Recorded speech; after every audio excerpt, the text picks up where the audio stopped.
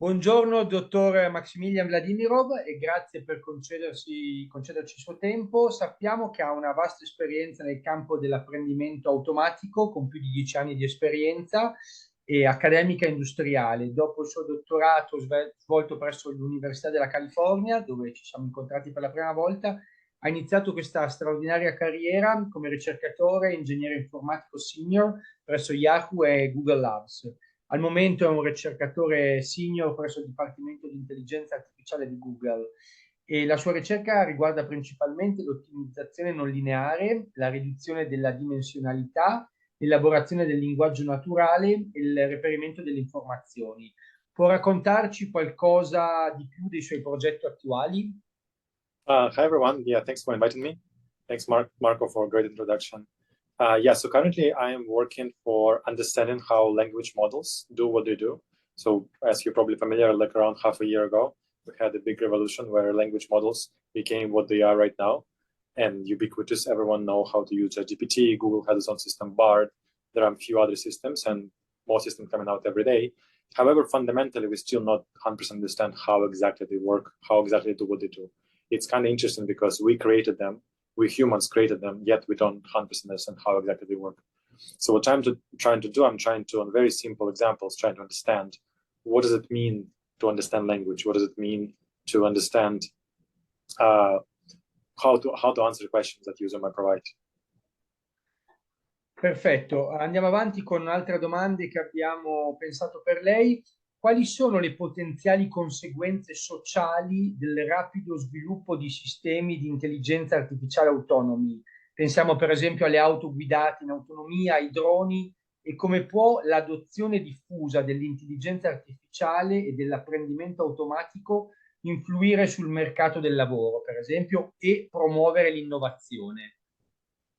Well, I think there's a lot of stuff to say, right? And you mentioned drones and automatization, but I think I want to focus on one aspect, which is language models. It's something that all of us are familiar nowadays, and it's something that, again, as I said, made kind of revolution in the last half a year because every single person can go to ChatGPT or Bard website and really, with their hand, try how the system work and how impressive they are.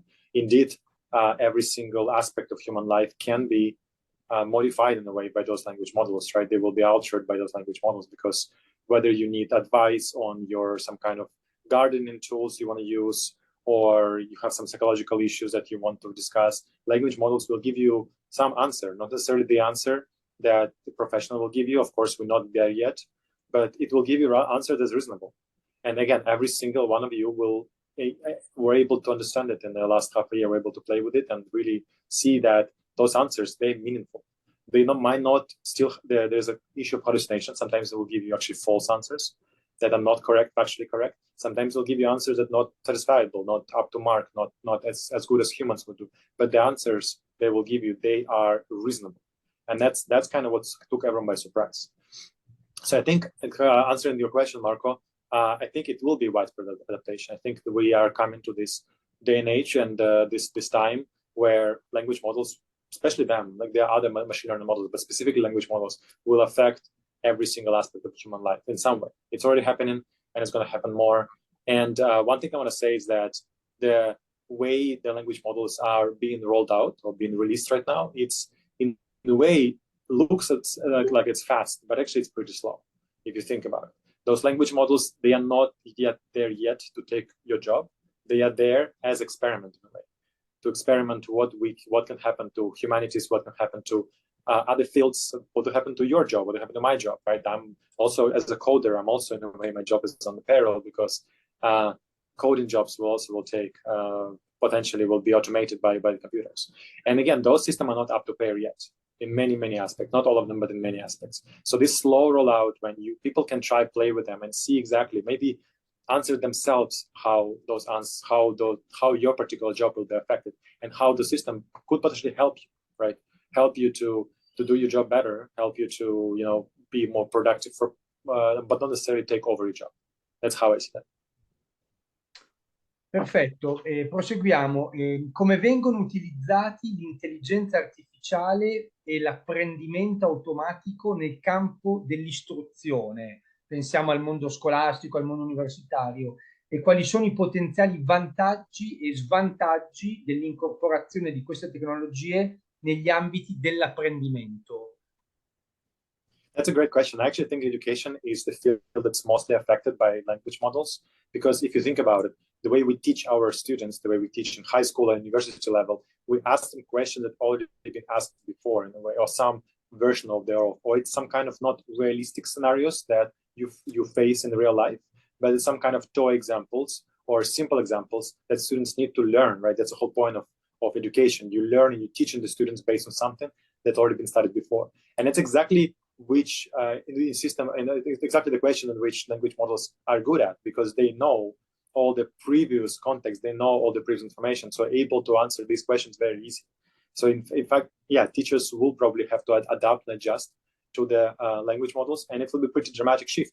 It will affect pretty much every single subject, and it's very unfortunate because a lot of tools and techniques that teachers were using before are not applicable anymore, specifically for this reason, because yeah, language models just are as good as students, or sometimes better than students. They're not as good as professionals yet in many fields, but they're as good as students.